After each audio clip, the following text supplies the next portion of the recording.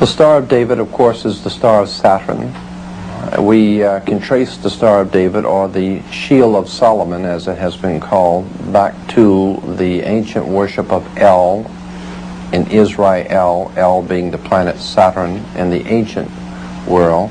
And here on the presidential seal, you will see the Star of David on the American presidential seal. Here you see the 13 stars making up the Star of David, or the Shield of Solomon, on the presidential seal. 13 because in honor of God's Son, with his 12 symbols of the zodiac, or the 12 helpers. 12 plus God's Son makes 13. That's why 13 is an unlucky number. We have 13 stars in the symbol of the Star of David. As a matter of fact, you will find that there are 13 arrows. There are 13 leaves. If you look real close, there are 13 berries in the 13 leaves. There are 13 stripes. There are 13 cloudbursts. There are 13 feathers in each wing. There are 13 layers on the other side of the bill and the pyramid. There are 13 letters. In Anet Coeptus, 13 is a very important number. In astrotheology, the 13, as I said, is because of God's Son in the 12. It has to do with very esoteric, ancient religious philosophies. Has little to nothing to do with truth. Saturn, of course, in Greek was Kronos, or chaos. Saturday, or Saturn, was always associated with trouble and chaos, destruction, before a coming of a new era of time, or a new age. And that's why, incidentally, even the 7 days of the week, our last day is Saturday, in honor of Saturn, who ends the period of time, Saturn, Saturday. And the beginning of the week, of course, for us now, in this period of time, is Sunday, God's Son, the light of the world. Here in Deuteronomy 6:8,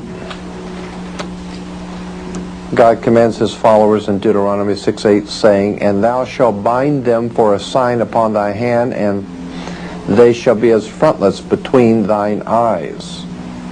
Orthodox Judaism has a custom of having a small box in the middle of the forehead. That, of course, goes back to ancient Chinese dynasties, where the priest in China would put the small box between their eyes, in which the law was written in Chinese, not Hebrew. That, of course, is borrowed from a very ancient society.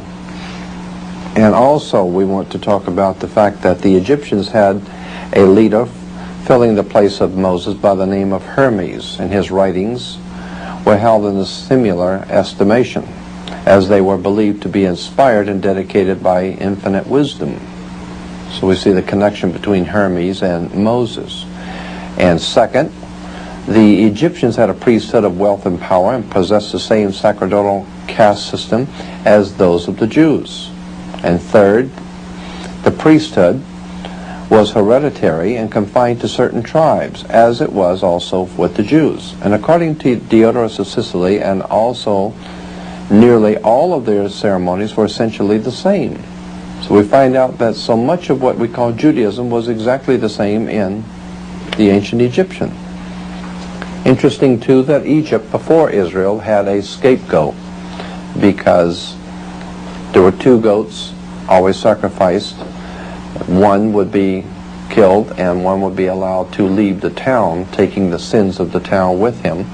So the one that left, the animal that left, would be said to have escaped. And that's where we get the term scapegoat.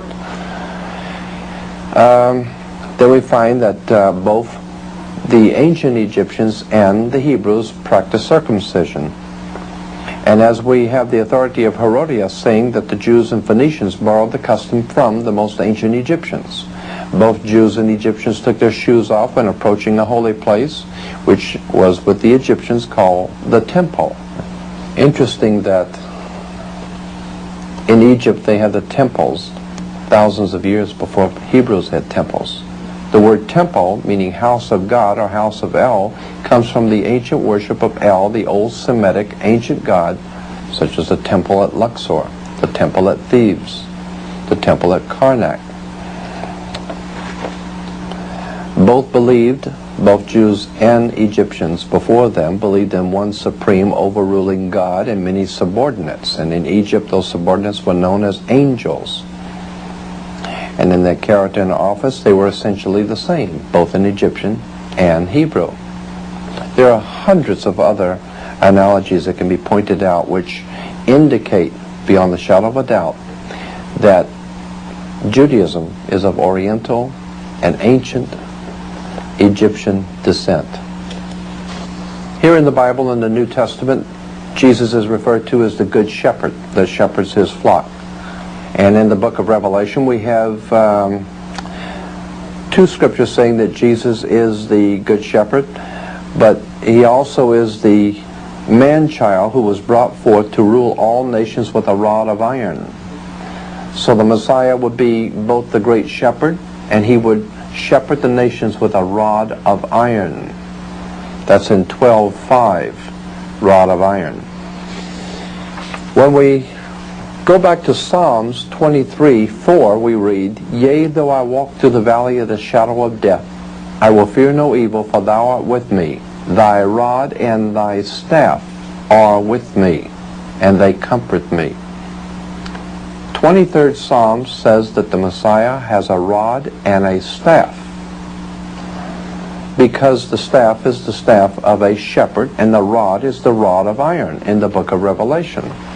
That, of course, goes back to Pharaoh. Pharaoh is the good shepherd that shepherds the nations with a rod of iron. And yea, though I walk through the valley of the shadow of death, I will fear no evil, for thy rod and thy staff comfort me. The first book of the Bible is called Genesis. The reason it's called Genesis because in Egypt they had a book that they call the Book of the Dead, or the Book of the Coming Forth by Day. It was also alternately known as the Book of Gen, G-E-N, Ices. Gen Ices, not Genesis, Gen Ices. Genesis is nothing more than the Hebrew interpretation of the original Egyptian Genesis. Genesis, Book of Beginnings.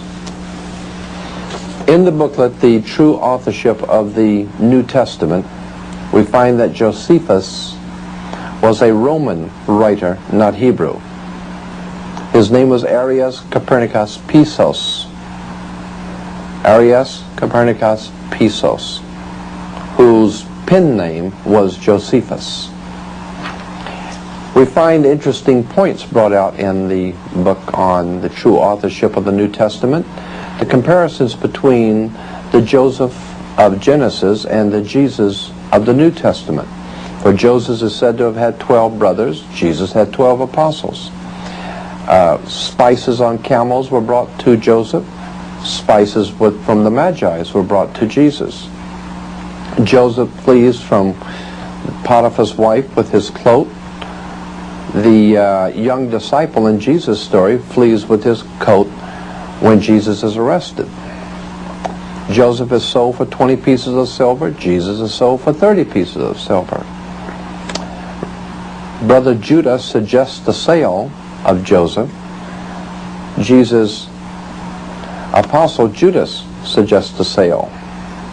The background for Joseph was Egypt and the bondage and the slaying of the firstborn. The background for Jesus was his flight to Egypt to avoid Herod's slaying of the firstborn. Miriam is the sister of Moses, whose story is a sequel to that of Joseph. Miriam, or Mary, is Jesus' mother. The connections are continual between the old Egyptian and the Christian. When we look at the historians that would have been contemporaries with Jesus, such as Tacitus, Plutarch, Livy, the Duplintis, Philo, many others who were living at the time or just after the time that Jesus would have been born, we find that no one says anything about his existence.